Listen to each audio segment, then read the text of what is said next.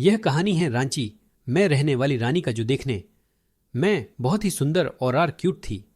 आज रानी का बर्थडे है और वो बहुत खुश हैं कि आज उसका लाइफ का सबसे बेस्ट दिन है। और हो भी कैसे नहीं, क्योंकि वो जिस लडी डिडे से प्यार करती हैं वो लडी डेड का आज रानी को डायमंड की रिंग देकर उसको शादी के लिए प्रपोज करने वाला है।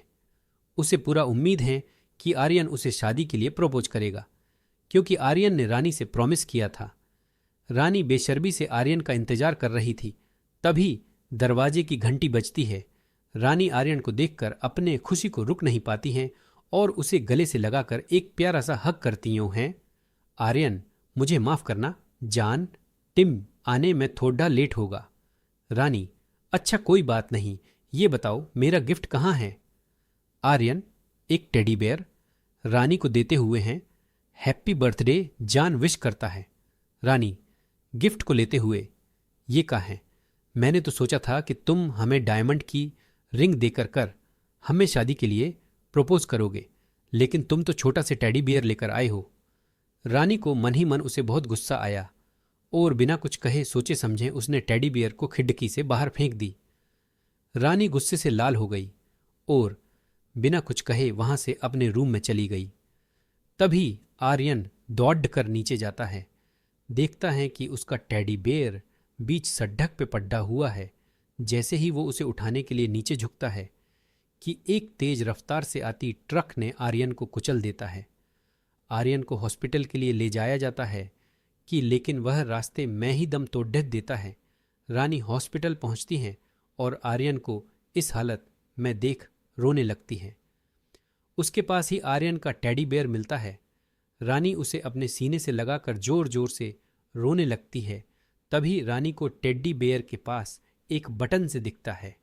जैसे ही वो उस बटन को दबाती हैं तो उस टेडी बेयर से आवाज आता है, रानी का तुम मुझसे शादी करोगी?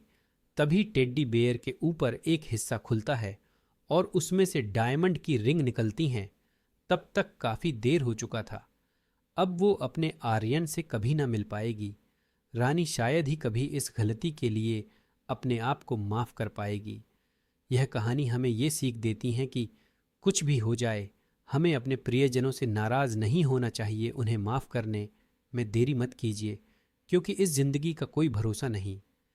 रानी ने आर्यन के जाने के बाद जैसे अपनी जिंदगी का सारा हिस्सा खो दिया था। वह हर पल उसकी याद में खो जाती, उसकी तस्वीर को अपने सीने से लगाकर रोती। उसे लगता था कि वह अपने जीवन में सबसे बड़ी गलती कर दी थी, जिसे वह कभी सुधार नहीं पाएगी।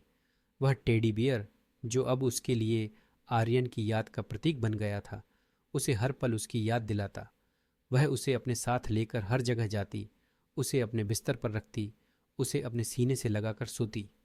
एक दिन वह आर्यन के पसंदीदा स्थान पर गई, जहां वे दोनों अक्सर बैठते थे। वह वहां बैठकर आर्यन को याद करने लगी, उसकी याद में रोने लगी। तभी उसने अपने हाथ में टेडी बियर को कसकर पकड़ लिया और कहा, आर्यन, तुम मुझे माफ कर दो। मैं तुमसे बहुत प्यार करती हूँ।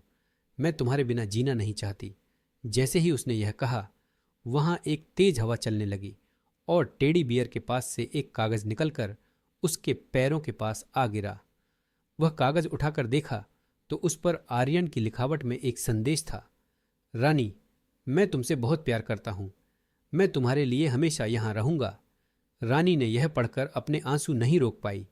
वह जोर जोर से रोने लगी और उसे लगा कि आर्यन उसके साथ है, उसे महसूस कर रहा है। वह वहां बैठकर आर्यन को याद करती रही और उसे महसूस करती रही कि वह हमेशा उसके साथ है।